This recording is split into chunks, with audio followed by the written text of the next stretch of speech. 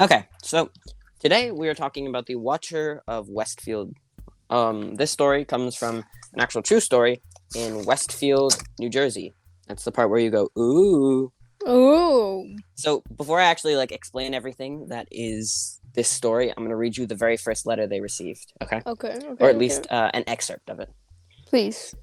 657 Boulevard has been the subject of my family for decades now, and as it approaches its 110th birthday, I have been put in charge of watching and waiting for its second coming. My grandfather watched the house in the 1920s, and my father watched it in the 1960s. It is now my time. Do you know the history of the house? Do you know what lies within the walls of 657 Boulevard? Why are you here? I will find out. Who am I? Hundreds of cars pass by the house each day. Maybe I'm in one. Check all the windows that can be seen from 657 Boulevard. Welcome, my friends, welcome. Let the party begin. Signed, The Watcher. So, already right there, kind of disturbing, right? The original letter sort of opened as this fun, not fun, but it was a welcoming letter. It's like, oh, welcome to the neighborhood, blah, blah, blah, blah, blah. And then it just kind of delves into, Yeah. that. The Brodus family moved into their dream house of 657 Boulevard in Westfield, New Jersey back in 2014. Between June of that year and 2017, they received 4 mysterious letters from this stalkerish watcher. These could range anywhere from threatening to creepy to... They were kind of thankful at times, too. The house itself, 657 Boulevard, actually, curiously enough, that's kind of just the street's name, Boulevard. It wasn't blank Boulevard or Boulevard. But it was a 6-bedroom house, and it cost $1.3 million back in 2014, which is, Jesus Christ, more money than I could, comprehend, but yeah, it's fine. A lot of mucha. So the Broduses bought the house from the Woods family, and then they sunk even more money into the renovation of the house, like a couple $100,000 more. And during this renovation-filled period, the first of the letters arrived, the one I read to you. Derek Brodus, the father, the husband, he was spending his day repainting several of the rooms, and it was late at night, and he chose to check the mailbox. He found a plain white envelope addressed to, and I quote, the new owner, which is, the letter was originally that of welcoming, and until it got to that excerpt I read you, it had only a few odd phrases like, how did you end up here? And did 657 Boulevard call to you with its force within? What? And then it delved into the chilling tone, which, I read to you previously. But isn't that a bit, creepy? I'm still trying to wrap my head around. Wait, so the guy owns an apartment, and he's getting notes. So no, it's not. It's a full house, right? That they bought. Okay. It's in Westfield, New Jersey. Okay. If you're, it's yeah, New Jersey. It's a nice house. I've looked at it on Google Maps. It's a pretty nice house. And as they're doing all this renovation, they're trucks and stuff and construction equipment. They're kind of redesigning the house because they bought their house and now they're gonna make it theirs. They got this creepy letter. It was in a plain white envelope, and it was just addressed only to the new owner. And said envelope just started off as a welcoming letter, and then it delved into a creepy, how did you get here? Do you know what's inside your walls? What? Who am I? I'm watching you. I could be in the cars watching you, or in the windows watching. I'm watching you. It's disturbing, but that's yucky. But he clearly disproved of the Watcher clearly disproved of the renovations and was remarking things and I quote, tisk tisk tisk ... Bad move. You don't want to make 657 Boulevard unhappy, which is somehow so unsettling, him just writing tisk tisk tisk. Who cares about the vampire house? Why would you write tisk tisk tisk in a letter? Yeah, I mean, who writes it out loud? It's just tisk tisk tisk tisk tisk. I mean, that's not that make bad. The vampire house. I mean, I've read more disturbing stuff than someone writing out tisk tisk tisk. I mean, I know it's weird. You don't just write that out. You don't write that out. Well, we haven't gotten to the letter where he threatens to lure their children away yet, so don't worry. That took a turn. Yeah, okay, Hi, so... welcome to the house. So, yeah, actually, some creepy little hint of stuff. I'm gonna lure your children outside one day. So, actually, this is it right now. The letter also mentioned their children and asked if Derek and Maria was the wife, planned on having a fourth. And I'm gonna quote this right here. Do you need to fill the house with the young blood I requested? better for me. Oh my god. Yeah, so, the Watcher also... I just wouldn't live. I just wouldn't live there.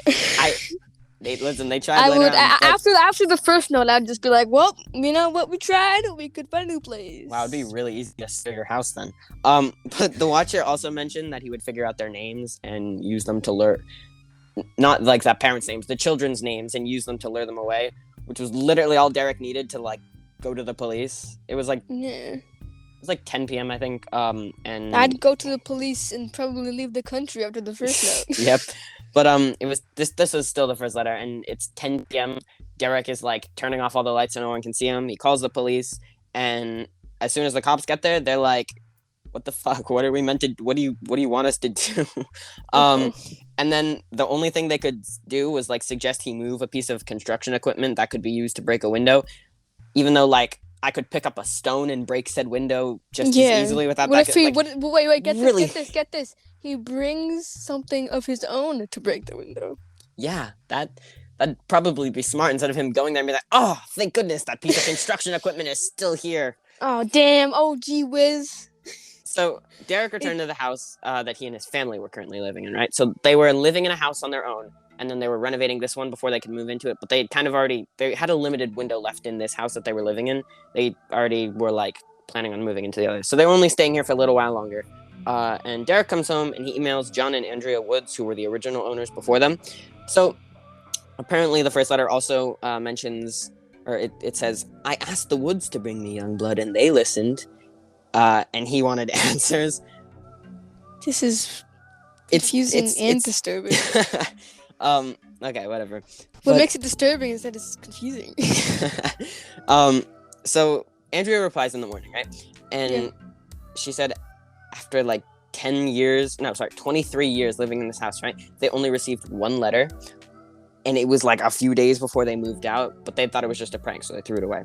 So the Broduses meet with the police again, and they suggested that they keep the letters a secret for now because all of their neighbors were now suspects. Mm-hmm. So I want to mention before we continue on, because there's about to be a 2-week time skip,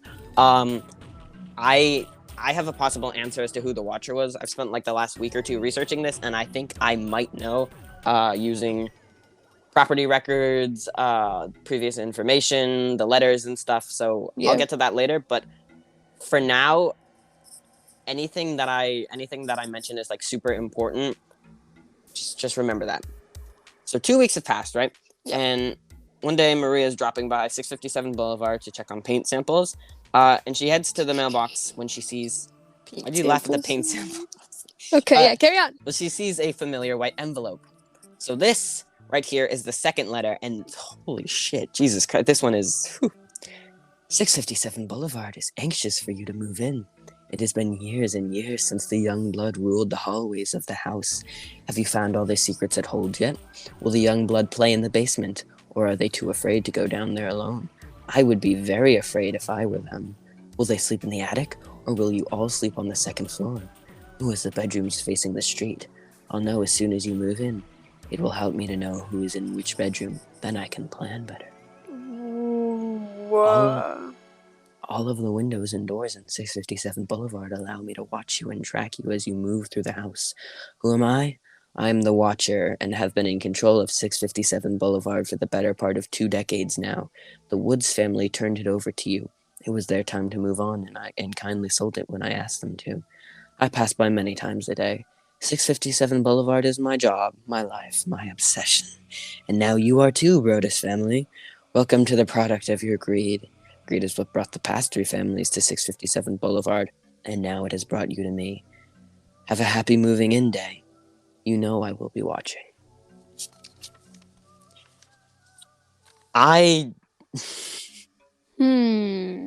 Yeah. Mm-hmm.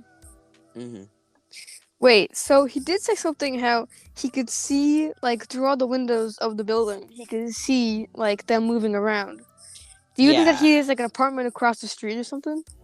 So here's kind of, like, the layout, right? It is, like, a suburban sort of thing, but, okay. Let me go to Google Maps so I can try and explain this better.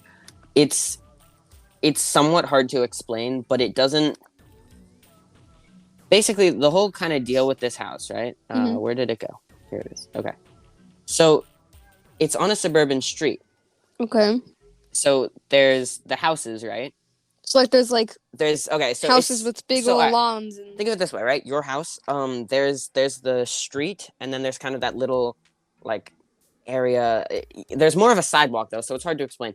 But for them to live across, they would have to live in 658 Boulevard, which really is kind of too far across the street to really get a good view. Like I feel like that's kind of so it's like a normal house across the street from like a yeah. sort of apartment looking house. Well, okay, no, I get that. no, they're both normal houses. Oh, okay. They're both regular houses. Like Oh. 657 Boulevard is just kind of a large house that they've been renovating, right? Oh, okay. But I feel like it's unlikely that that could be there, right? So instead of going across the street, the cops decided to harass the next door neighbors. And by harass, I mean like genuine harassment. Like they brought this family was under complete scrutiny just because one of the sons was a schizophrenic, and over and over and over they were continuing to harass them. So on to Michael Langford and his family's harassment. So the house next door to the Broduses was owned by Peggy Langford, and it was home to several of her adult children. She was over 90 years old, and each of her children were like at least 60, and they had occupied the house since the mid-60s, right? So one of the children, Michael, was schizophrenic, unemployed, and he had exhibited kind of like odd behavior previously.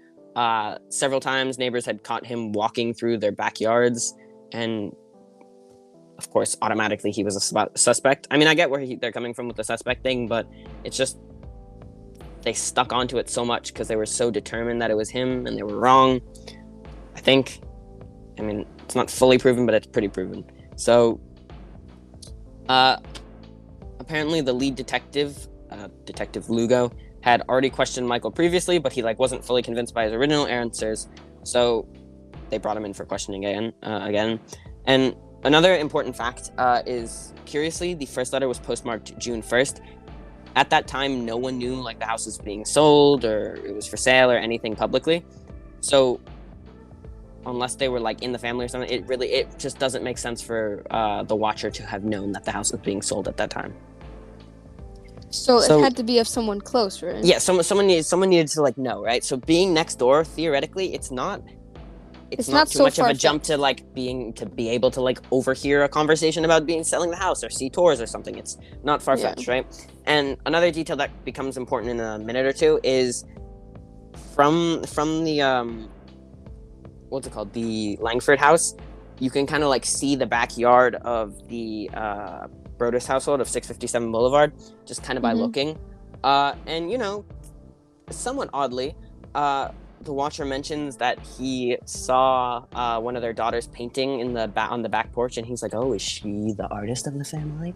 So the watcher had to have been able to see the backyard, which you can't really see from the outside. So it does kind of put them as a fair suspect. So Detective Lugo decided that in order to have seen her, the watcher would have had to see her from the backside of the house, right? So several weeks later, letter 3 arrives. And this is the last one they get for a year. 657 Boulevard is turning on me. It is coming after me. I don't understand why. What spell did you cast on it? It used to be my friend, and now it is my enemy. I am in charge of 657 Boulevard. It is not in charge of me. I will fend off its bad things and wait for it to become good again. It will not punish me. I will rise again. I will be patient and wait for this to pass and for you to bring the young blood back to me. 657 Boulevard needs young blood. It needs you. Come back. Let the young blood sleep in 657 Boulevard. Stop changing it and let it alone.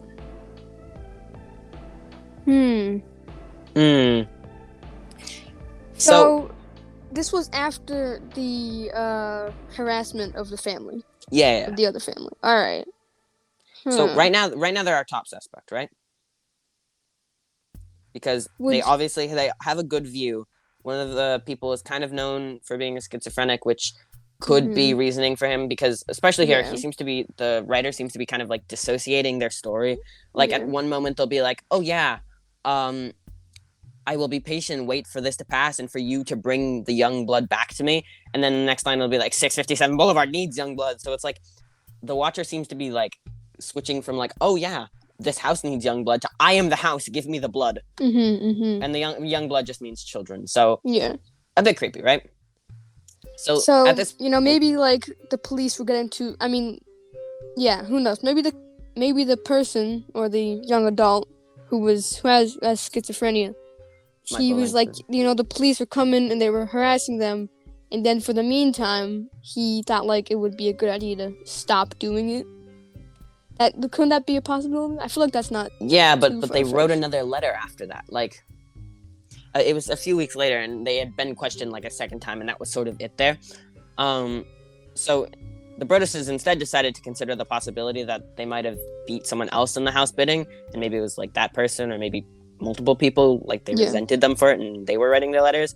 But this was shot down by one of Andrew's emails when she revealed one buyer had a medical condition that prevented their purchase, and another found a house elsewhere.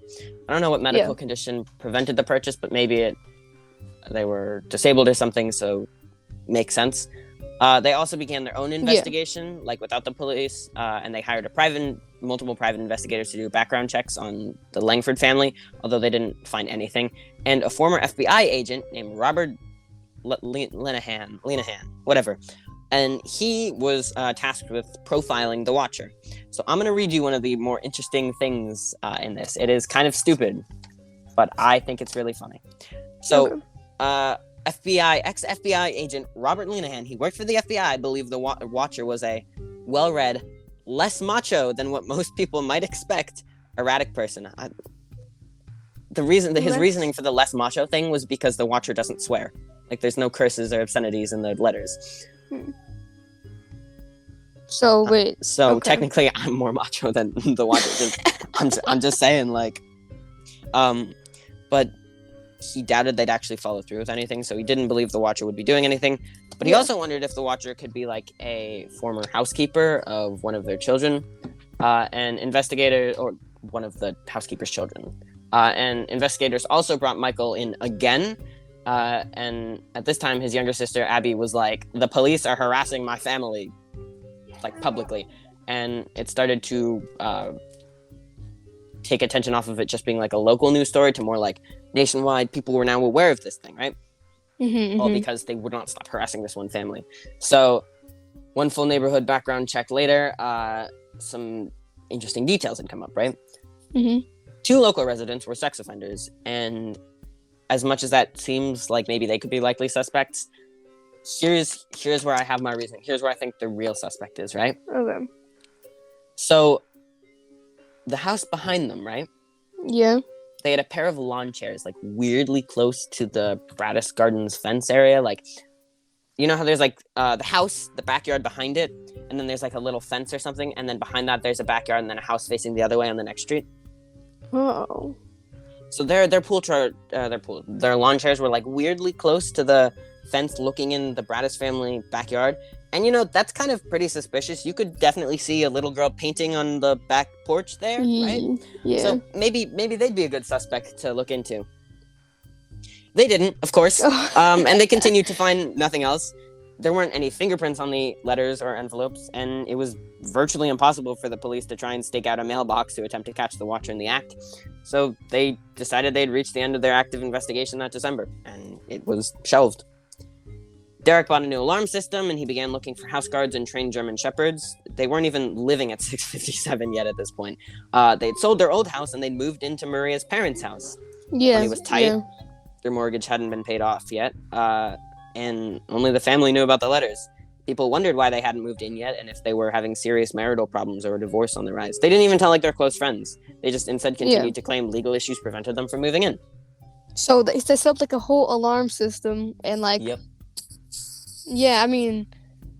That's probably smart. But I could totally see that, like, the police are cutting down on the whole neighborhood.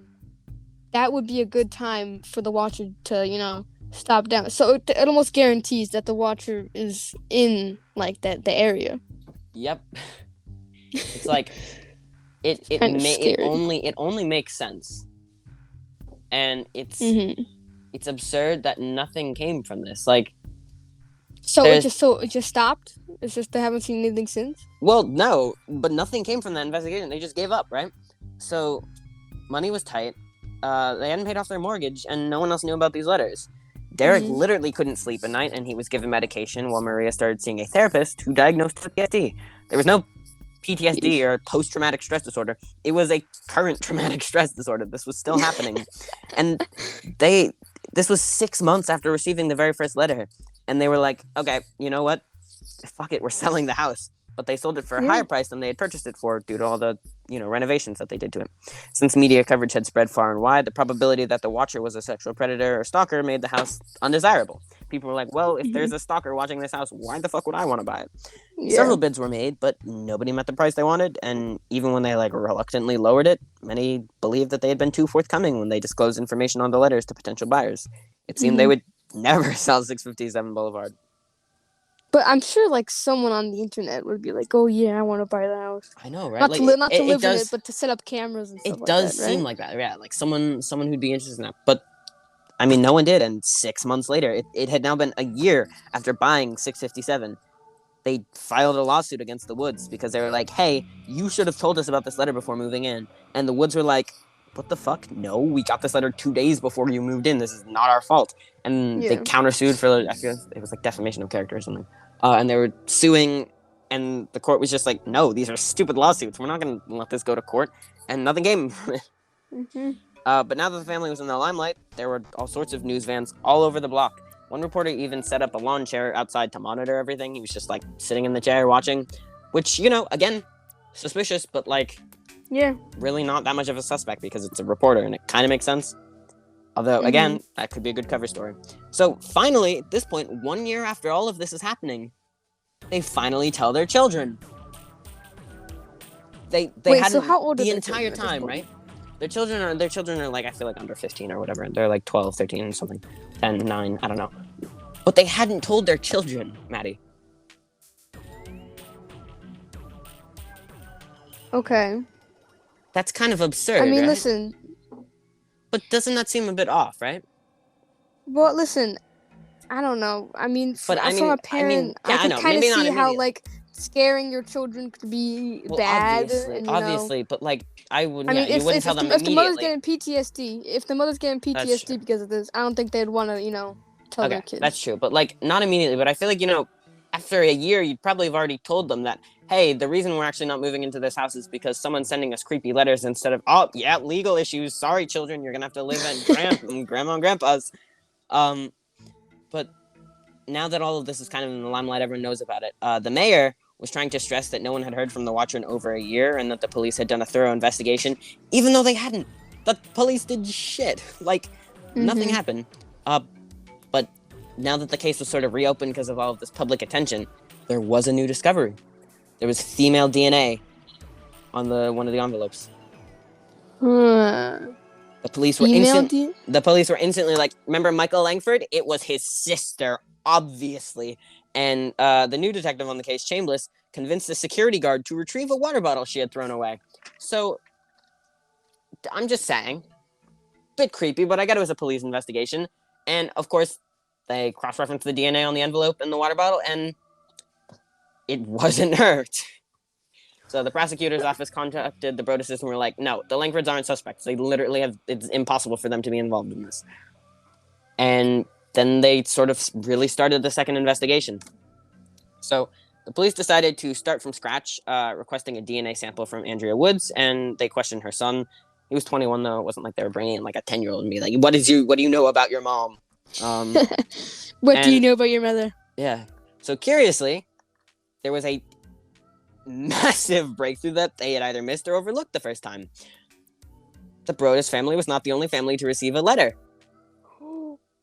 So, there was another house, on Boulevard, that had received a letter from the Watcher, but just like the Woods, they had kind of thrown it away, presuming it was a prank. Mm-hmm. It was received around the same time as the Broaddus' first letter, and one of the, adult children of the house had mentioned it on Facebook. The family then confirmed that they had received the letter to the police. Chambliss and his partner were like, okay, we're going to stake out the house. Ooh, this family hasn't received a letter in a year, but you know what? Let's stake out the house. Mm-hmm. And at around 11 p.m., a car parked close enough to their van remained there long enough to arouse both officers' suspicions. They tracked the car to a young woman in town whose boyfriend loved darker video games and happened to live on the same block as 657. The detective happened to remember one of these video games that the teenage boys, or the boy, whatever, the guy supposedly played, had a character named the Watcher. Isn't that kind of weird that he just knew that? I don't know. I kind of doubt that severely. Earlier on, they also wondered if the Watcher had seen the Keanu Reeves movie, The Watcher, and was doing it because of that. There's really no understanding yet. But they invited the boyfriend to the station for an interview twice, and he never showed up. And since all they had for evidence was just intuition, they couldn't make him show up. And with no other leads, they again closed the investigation, and Chambliss retired. So after countless failed attempts to sell 657 and rejected proposals to break it into 2 houses in 2015, the Brodus family finally found a... What the fuck? The Broduses found a family finally willing to live in 657, but they were renting. And this only offset the mortgage, but it did not cover it in whole. And 2 weeks later, they received a 4th letter. Oh my god. So at this time, right, it's 2017. Someone is renting the house and they hadn't received anything in a year, 2 years. No, it's not 2017. I think it's 2017. And here's the 4th letter. You wonder who the Watcher is? Turn around, idiots. That's very important. Maybe you even spoke to me, one of the so-called neighbors who has no idea who the Watcher could be. Or maybe you do know and are too scared to tell anyone. Good move. I walked by the news trucks when they took over my neighborhood and mocked me. I watched as you watched from the dark house in an attempt to find me. Telescopes and binoculars are wonderful inventions. That's kind of an odd line to just...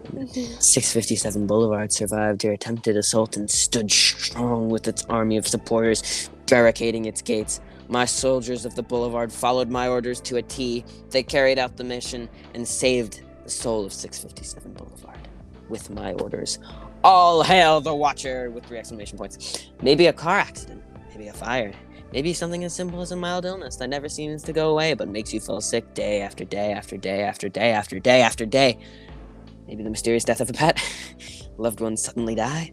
Planes and cars and bicycles crash. Bones break. That was it. That was the 4th letter. I'm not sure why I forgot to mention this, but the renter's response to this was literally maybe put up security cameras, and the Broduses took the security cameras down? Why? It makes absolutely 0 sense. Gee, wait, oh my god. Before you say anything, in 2019, the family finally sold 657 Boulevard to an Allison and Andrew Carr with a $400,000 loss. People still theorize about what happened to this day, and some believe that they faked the letters, but Derek denies this. So, we have a few things to discuss, correct? Yeah. For starters, the kid they thought did it definitely wasn't him, right? Okay. They received this letter a year ago, so why would this one guy, whose car, who by the way, or his girlfriend's car, was parked on the block he lives in, be their suspect? Be the one who was stalking this family, but they didn't stalk the others? It does make sense for his girlfriend's car to be parked there if he lives on that block. I don't think that's suspicious. And again, just because he played a game with a character in it, it doesn't make him a suspect at all. Yeah. Really. I feel like it's a really illogical step to jump to. But in the letter, when it says turn around, I'm just kind of thinking here, right? And it's sort of maybe the Watcher is behind you, he's saying, or she actually, because of the female DNA. And I think I have an idea of who it is. Is it someone's living in the walls? Probably, but I think I have an idea of who it is. Oh, okay. Geez, wait, what the? I zoned out. Excuse me. Oh, also that whole they're like, oh yeah, have you seen what's in the walls? And they never tore down the walls. Yeah, I mean, if someone tells you there's something in the walls, multiple mentions just tear down to the just fucking someone walls. staring at them. All right. Absurd. But anyways, here's my conclusion. Yeah, please. There's a house behind 657 Boulevard called 644 Carlton Road, and between 1999 and 2017, the Avis Family Trust owned the house, which fits into the slot perfectly because no one had heard from the Watcher since 2017. Okay. we can further narrow it down from, instead of it being a family trust, to two individuals, right? John R. and Elizabeth Avis sold 644 for a single dollar to the Avis family trust. So it seems to be them because of the shared name and the dollar sale of a house that was later valued above $1.525 million. And they sold the house, like completely sold it away, in 2017, which just so happens to be the same year the letter stopped. This was the same house with the pool chairs weirdly close to the fence. There was a female in the house, which fits the female DNA. They were behind 657, so they were certainly close enough to overhear any sales talk, phone calls, or tours, and they could see the daughter painting easily enough. So I personally think Elizabeth Avis is the Watcher of Westfield. I don't know if it's illegal for me to say her name or whatever, but who's listening? Can't I?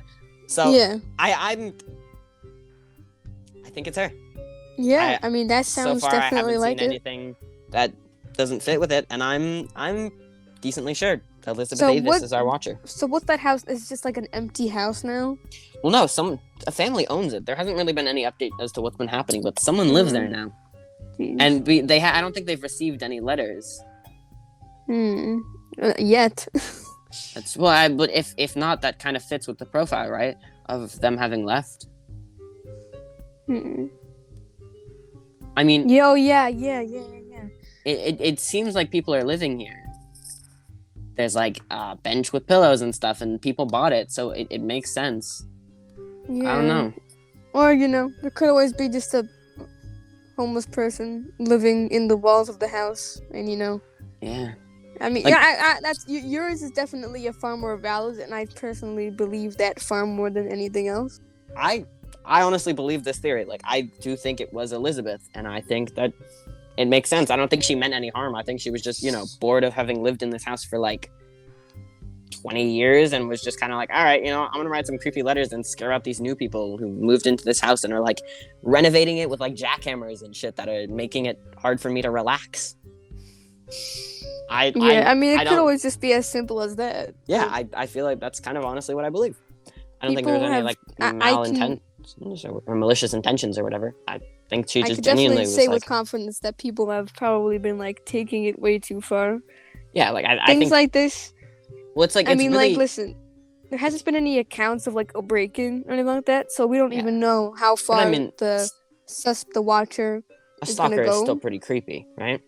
Like Yeah, being that's stalked, terrifying. especially I by would've someone who has moved- I threatened to would've moved lure from your the house. children away. I would dip, and it looked like her plan kind of worked, except it worked too late because she had already left.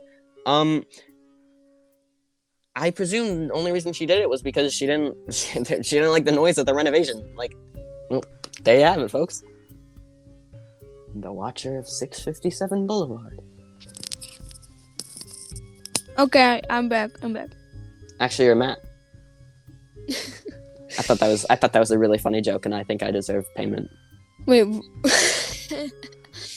I will give you. I will pay 20 you back bucks? tenfold. Oh, all right, good. Okay. But all in all, that's what I have to say. That's my final conclusion. I That's think really I think it's an interesting story, and I think the poor Broduses have gone through hell, and it's absurd what had happened to them. I think the Langfords were harassed an extraordinary amount, and I don't know.